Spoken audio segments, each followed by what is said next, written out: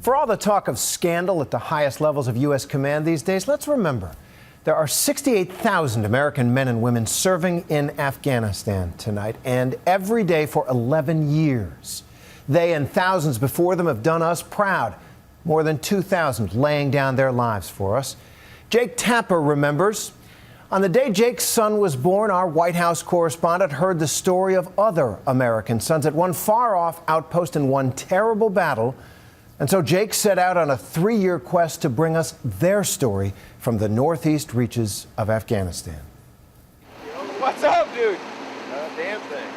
For years, the troops stationed at Combat Outpost Keating feared they were sitting ducks, located at the bottom of 3 steep mountains just 14 miles from the Pakistan border.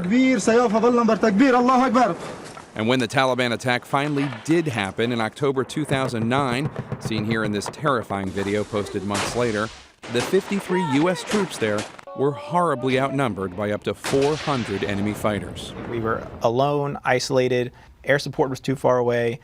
That location, it was indefensible. So why was that doomed outpost put there? Why would the U.S. military leave them so open to attack? Captain Ross Burkoff was an intelligence officer and one of the first soldiers assigned to Keating in 2006. We knew that there were some weapons and fighters and supplies moving across the border. We knew we had to stem that flow. But who was there?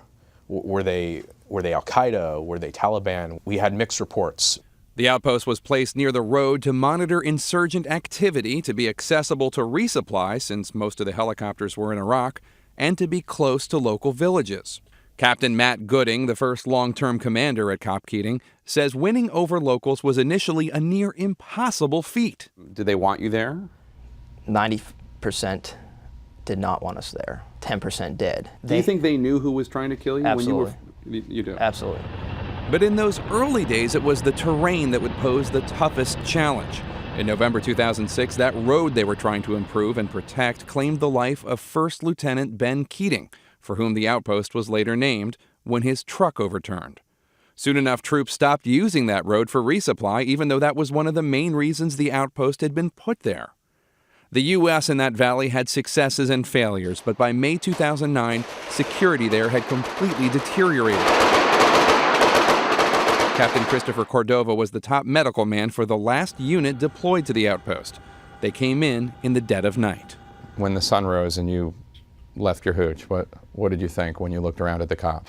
Hard to believe that we were stationed in such an indefensible position. Why are we at the bottom of all of this terrain? On October 3rd, the attack that everyone knew would someday come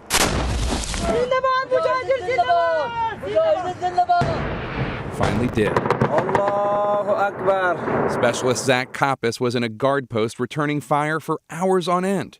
It was clear that this battle was like nothing they'd ever experienced. This was something I'd never heard before. The enemy was brilliant. Hate to say that, but they were. Mortarman Kevin Thompson ran out to return fire and was immediately killed. He was the first of 8 who would die that day, all of them killed in acts of bravery.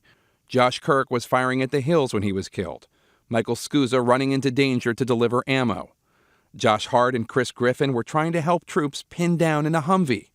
Justin Gallegos, Vernon Martin, and Stephen Mace were also killed trying to help their fellow troops. If I wasn't where I was, could I have done what those men did? And I don't think I could have. At one point, insurgents infiltrated the camp. But with courage and air support, the men of Combat Outpost Keating beat the enemy back. Within days, the U.S. abandoned the base and bombed it back to dust. The Pentagon later did its own investigation and admitted that at the time there was no tactical or strategic purpose for the outpost. At the end of the day, was it worth it, do you think? Combat Outpost Keating, being there? I don't want to say it wasn't worth it, because I feel like it takes away from what we did. It's a complicated answer. I hate to say that we occupied that area for 3 years and didn't accomplish nothing. I hate to say that. I hate to even think that. It's a question that gnaws at many of the survivors of the outpost and those who loved the ones who did not survive.